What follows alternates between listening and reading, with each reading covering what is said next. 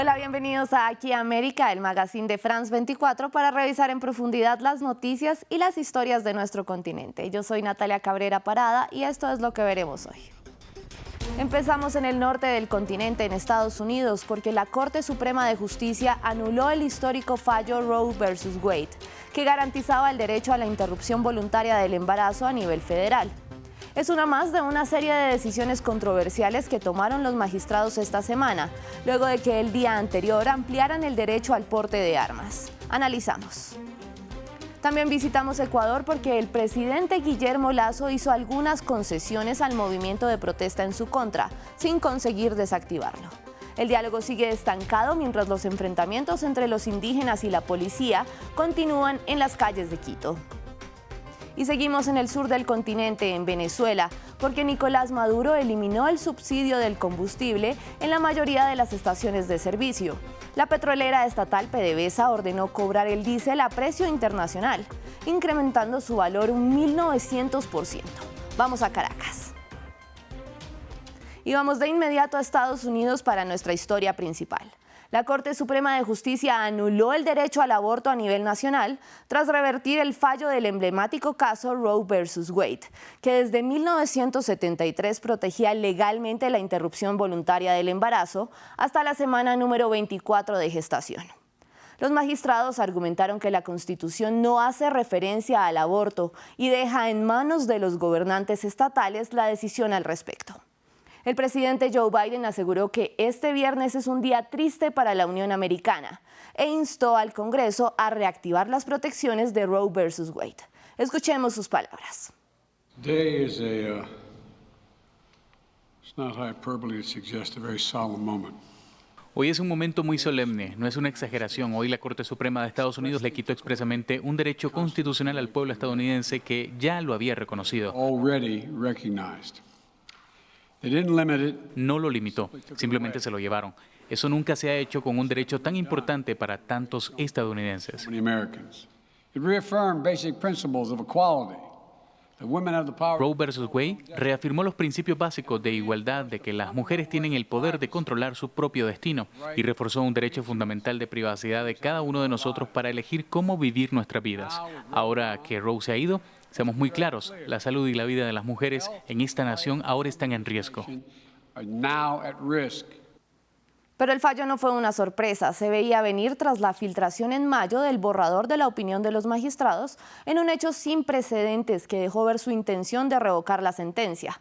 La decisión, que afecta al 58% de las mujeres en Estados Unidos que están en edad de concebir, fue tomada por la Corte Suprema estadounidense, que integran 6 hombres y 3 mujeres.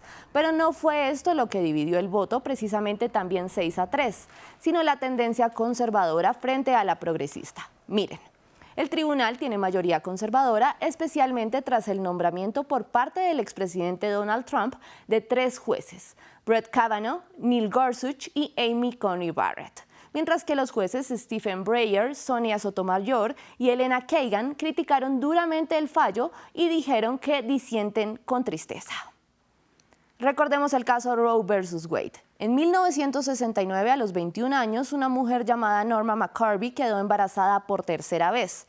Protegió su identidad con el seudónimo Jane y solicitó autorización para interrumpir su tercer embarazo en el estado de Texas. El fiscal del condado de Dallas, Henry Wade, rechazó la petición argumentando que solo se podía interrumpir un embarazo si la vida de la madre estaba en peligro. La defensa de McCorvey presentó una demanda federal argumentando que las leyes estatales que prohibían el aborto eran inconstitucionales. Mientras se producía el fallo, Norma tuvo una hija y la dio en adopción. Y para el análisis en Aquí América nos acompaña Mariana Ardila. Ella es abogada de la organización Women's Link y nos atiende desde Lima, Perú. Quiero empezar por preguntarle primero específicamente en el caso de Estados Unidos. Esto no va a erradicar el aborto, lo que va a hacer es hacerlo más difícil y peligroso para las mujeres, para que accedan a él. El mismo presidente Biden lo dijo, serán las mujeres más pobres las más afectadas. ¿Qué dice esto del país, que una corte con una mayoría de 6 hombres tome estas decisiones por las mujeres? Realmente lo que dijo el presidente Biden es lo que va a suceder. Las activistas que hemos trabajado en contextos restrictivos del aborto sabemos que esto no los previene, sino que los hace inseguros y que las más afectadas son las más vulnerables. Esto muestra que Estados Unidos va en contra de la tendencia mundial que ha venido muy fuertemente desde el sur global de eliminar o restringir el uso del derecho penal para regular el aborto y además de hacer su acceso más fácil.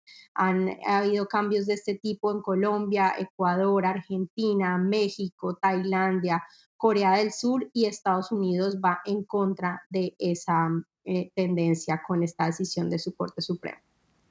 Y ya lo mencionaba precisamente, entonces este fallo de Estados Unidos pone a la vanguardia a Sudamérica en materia de derechos reproductivos. ¿Y qué significa esto? Indudablemente, en años recientes hemos tenido en América Latina decisiones muy importantes de altas cortes como las de Colombia, las de Ecuador, las de México, que han progresado en materia de derechos reproductivos. Estas decisiones que tenemos en el sur global deben ser, ahora que Roe ha caído, los referentes mundiales en materia de avance y protección de los derechos de las mujeres, las niñas y personas con capacidad de gestar. Ella es Mariana Ardila, muchas gracias, abogada de la organización Women's Link. Gracias por acompañarnos en Aquí América de France 24. A ustedes por la invitación. Y en otra decisión polémica esta semana, la Corte Suprema de Justicia estadounidense anuló un control al porte de armas impuesto en el estado de Nueva York, argumentando que va contra la segunda enmienda de la Constitución. La decisión permite que los ciudadanos porten armas en la calle en defensa propia. 25 estados del país requieren un permiso para portar armas en público, incluido hasta ahora Nueva York. El Congreso aprobó un proyecto de ley para dificultar el acceso a armas a personas peligrosas, en un inédito acuerdo bipartidista que llega tras 3 décadas de inacción en la materia y en medio de un auge de tiroteos masivos en la nación norteamericana. Vámonos al sur, a Ecuador. El país está paralizado por cuenta de las protestas antigubernamentales lideradas por la Confederación de Nacionalidades Indígenas del Ecuador, la CONAIE, que exige al gobierno de Guillermo Lasso controlar el aumento en el precio de los combustibles, que recordemos está al alza en todo el mundo. Atender el desempleo, regular los precios de los productos básicos y también combatir el crimen organizado, entre otras demandas. Leonidas Issa es el líder indígena que convoca a las manifestaciones, sigue condicionando el diálogo a que se levante el estado de excepción, que el mandatario ecuatoriano ordenó para hacer frente a la situación.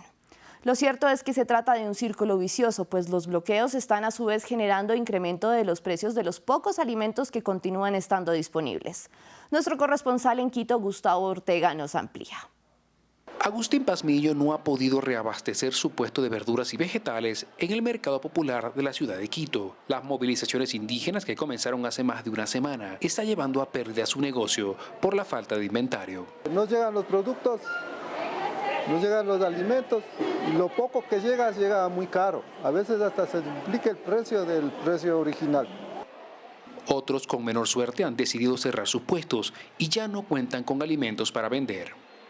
Y la situación tiende a no mejorar cuando la distribución del combustible está presentando retraso. Ya 7 provincias del país tienen problemas de abastecimiento, según datos de la Cámara Nacional de Distribuidores de Derivados del Petróleo. Pichincha es una de ellas y los usuarios comenzaron a tomar sus previsiones ante una posible escasez. Comprar incluso unos galones de 4 o 5 litros para poder llenarlo de gasolina y tenerlo en la casa de reserva, porque no se sabe qué pueda pasar con esta situación.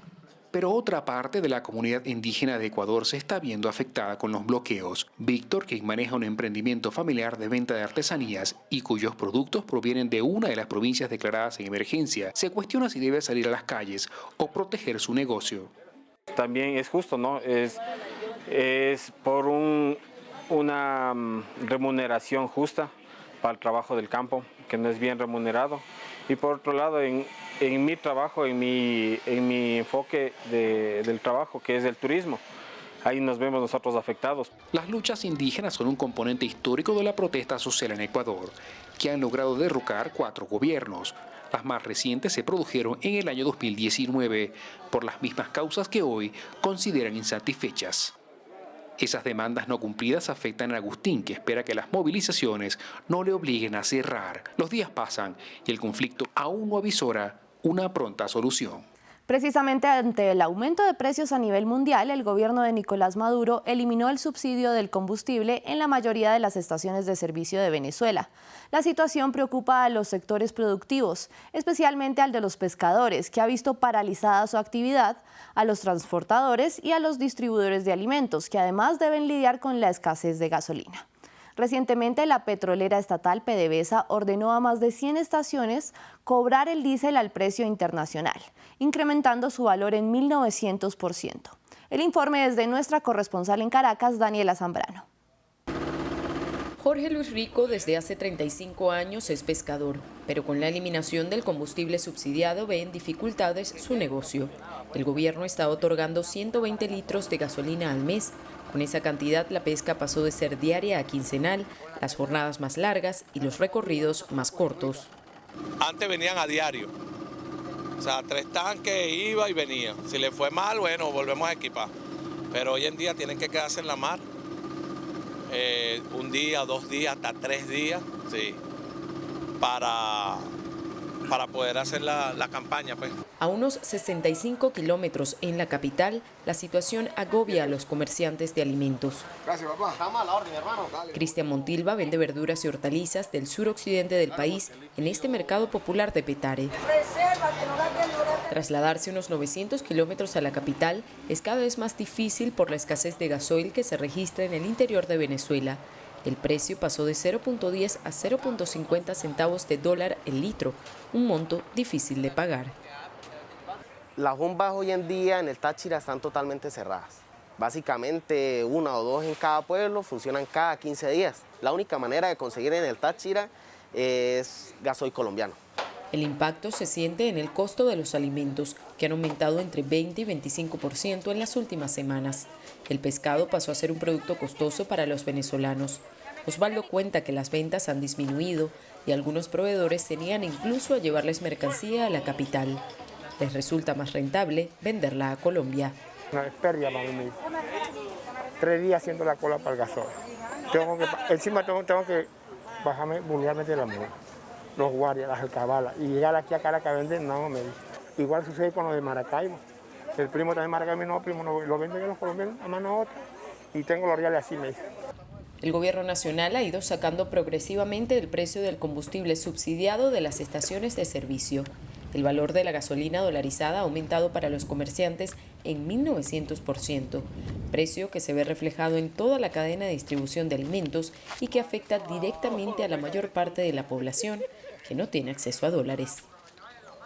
Gracias por acompañarme en esta emisión de Aquí América. En la producción estuvo Luis Fernando Montes. Pueden ver esta emisión y las anteriores en nuestra página web france24.com. Por favor, envíenme sus comentarios en redes sociales a la dirección que ven en sus pantallas. Para más información de nuestro continente, sigan viendo France 24.